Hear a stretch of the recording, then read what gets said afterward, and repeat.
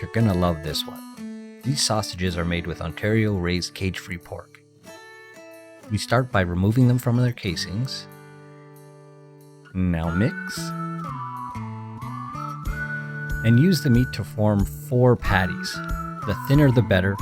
Thinner means a larger surface area when you sear it in the pan.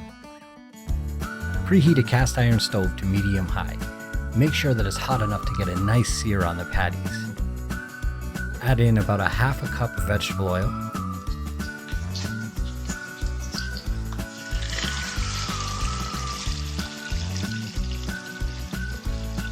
When the patties are almost cooked through, top them with a slice of provolone cheese. When the cheese melts into gooey deliciousness, remove the patties from your pan. Add a little bit of butter to your pan, and then place the brioche buns face down in the pan until toasted. Now it's time to build. Add a spoonful of Dijon mustard to the bottom bun, then place the mustard greens directly on top. Add the sausage, top with sliced plum tomatoes. Spread a spoonful of mayonnaise on the top bun.